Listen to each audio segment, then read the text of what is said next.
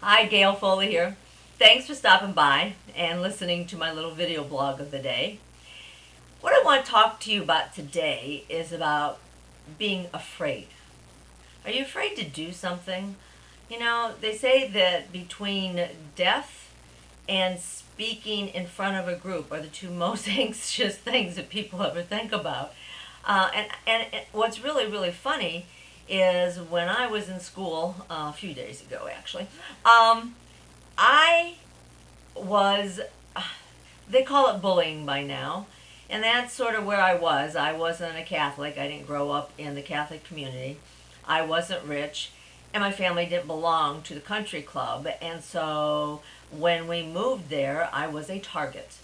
And so I became a rebel. I didn't participate in anything the school did. I would sit on the other team's benches and cheer the other team on. If they wanted to dislike me, I was going to give them a darn good reason why they could dislike me. It was brutal. I was very outspoken even at that age, and of course that made me even more outspoken because they made me angry. And I remember one day a young lady coming up to my locker and she asked me for a ride home from the library. And I just looked at her. I says, "Are you kidding me? You don't talk to me all week long, but you want a ride from me from the library? I don't think so." Well, of course, that put me way outside of the in group because, after all, I wasn't kissing anybody's butt, so therefore they didn't like me to begin with, so that just added fuel to the fire. In eighth grade, or no, I guess I was a freshman, went to a school dance. And at that time, I was still sort of hanging with some of them because my best friend was a cheerleader who was in the in group. And I danced with this young man that I really liked. And I came off of the floor, and they said, "Oh, you can't dance with him anymore." I said, what do you mean I can't dance with him anymore? "Oh, he's too homely. You can't dance with him." That was the defining moment for me when I said, okay, I don't care to ever be part of the in group. I am me, I'm an individual, and I'm not playing these games. Well, unfortunately, I was still in school with these kids. And so I had learned that getting up in front of them was brutally painful because they would whisper, they would giggle, they would make fun, you name it. And you know, as a child, as a young adult, as a grown adult, no matter when that happens to you, you are hurt. It's painful, it's embarrassing, it's traumatic. So in my senior year, I absolutely hated school, couldn't wait to get out of there, couldn't wait to graduate. And in my senior year, I chose to take a failing grade by not standing up and doing a book report in front of the class. Teacher says you're going to fail this course if you don't take that and you don't stand up and do your book report in front of everybody. I said, I'm not doing it. It makes me sick to my stomach, and I'm not going to be up there and be a target for these kids. Not doing it. I also was terrified. I was terrified. I had this awful audience. How could I possibly talk to these people? I was an outcast. I wasn't popular. Nobody liked me.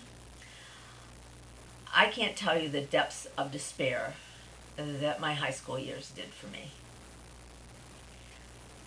I always am amazed when people tell me they had a wonderful high school. They had a wonderful time. I never even went to a prom. Why? Because I refused to go with the kid that asked me as a last minute resort. "Oh, good, Gail's left, we'll take her." You know that those kind of experiences stay with you for a long time. Some people never get over them, good or bad. How many young football players do you know that are 60 and they're still living that last touchdown? How many prom queens are still strutting around like it was yesterday and it's been 40 years ago? Well, in some ways, all that pain and grief that I went through was very beneficial to my character building. Fast forward, lots of years. Thankfully, I have found my voice. I have found my strengths. And I am very well liked. I know this because when I walk into the room, everybody's giving me a high five. Hi, Gail. How are you? They hey, Carly. I'm getting tons of attention. I walk in with this great big smile. I walk into every place with a great big smile because you know what? It brings energy to whatever's going on in that room. I don't care where it is. If it's a restaurant, I walk in with a big smile and I catch somebody's eye. Today I caught the caterer's eye. She gives me a big smile. How you doing? I've seen her before. Of course I'm going to give her a smile. But people will hold on to that fear of the past and it will embellish itself in their life. I grew beyond that because of personal development books. I am a junkie of personal development. I will tell you another story another time about how 65 words I found in a book took me from being a negative person to a positive person. People that know me now, no, you were never a negative person, Gail. Oh, but I was. Somebody would say to me at 4 o'clock in the afternoon, you're not much of a morning person, are you? Yes, that's how long it took me to get into the day. Anyway, the subject of today is being afraid. I went from not standing up in front of that class in my senior year to actually becoming a motivational speaker for a very short time in my life. One of my favorite things to do is a video, standing up in front of a room and training people, teaching people, making people laugh. I love it. I embrace it. It is so who I am now. So I'm so grateful that I didn't allow that fear of that moment in time to cripple the rest of my life. And as we go along in life, there are different hurdles that come along that do trip you up and put that fear back into you. And I look at these hurdles. I overcame being a secretary for 24 years and learning how to become known as a golden girl of advertising. I still have a magazine going strong 30 years later. That was a tough lesson, but I did it. It took me 2 years. I got into timeshare. That was a learning curve. And then I got into network marketing. Another learning curve. And one of the words with network marketing is marketing. I have always wanted to be an expert marketing person online so that I could share it with other people, so that I could enable people that were just in dire needs and they needed something. I wanted to be able to be a marketing person. And one of the things, I had a coach a couple years ago when I got stuck in my business. And one of the questions he says to me, so what do you do about your marketing? Where are you marketing? That would be me. All I was doing was going to networking meetings, you know, the BNIs and the chambers and the business associations. But marketing, other than that, no. Well, that's really valuable when you first start out and you have a great big warm list and you got all these contacts, you don't know all these people. But you know what? I've found that in these networking groups, people move in a group hug. Why? Because they're hungry. They're all doing what I'm doing. They're all out there saying, hey, come join me. Use my services. Hello. And so one of the places I can meet new people is online. So I'm hoping you're one of those new people that I'm meeting online.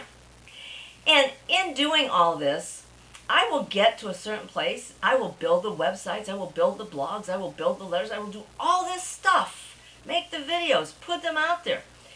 But one thing locks me up. It's actually understanding the marketing end of things. So I freeze up and I stop. Well, recently, my husband, going through his layoff situation, has found a book that somebody recommended, and it's called Fear of Success. And I will find the title and put it on this blog when I post this video.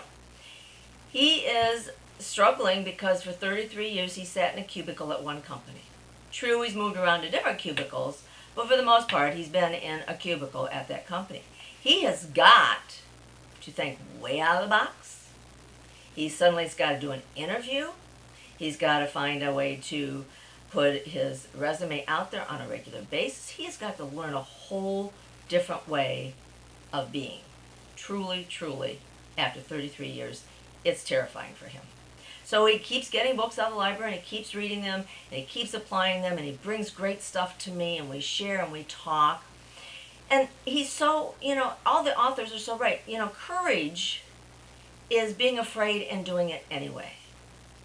And I think that is the most outstanding statement there could possibly be. And what I do is I look back at the last time I was really scared of something. Wow, how did I get through that?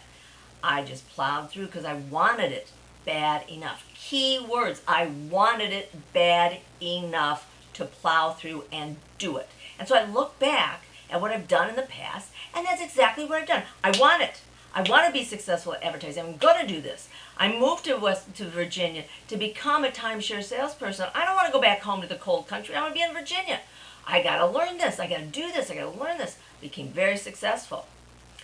Got network marketing. I do this. I'm going to do this. I had to learn it. I did it. Now I want to learn how to do this marketing online. And so I'm scared. I'm backing up. But I'm moving forward and I'm learning too. And I came across the coolest little, I guess it's a poem, that I want to share with you that I have hanging in my office to remind me of where I'm going. So here we go. From fear to success. Yes, I was afraid. I was terrified when I first signed up. I had no guts. I will not lie. I couldn't sell myself, much less anything. My sponsor tried to build me up. She tried everything. Books about my self-esteem, to want it all and live my dream. It finally stuck me, and now I know there's nothing that will hold me back. I've set my goals and will not stop, short of anything from the top. Unleash me, God, and watch me fly, for you have given me a gift that started out a part-time fling and now is love for marketing. This is by a lady called Janet Beachland. And that's where I'm going. I'm gonna be in love with marketing. So that concludes my little story for today. I hope you enjoy it. I hope you get something out of it that you can apply to your life. I'd love to hear back from you. If you want to share some of your story, that would be awesome. In the meantime, you want to know about my marketing adventure, you're more than happy to click on that. And if you want to know more about the Hey Cardi label, just let me know. In the meantime, do me that big favor, pass on a smile. Take care. Bye-bye.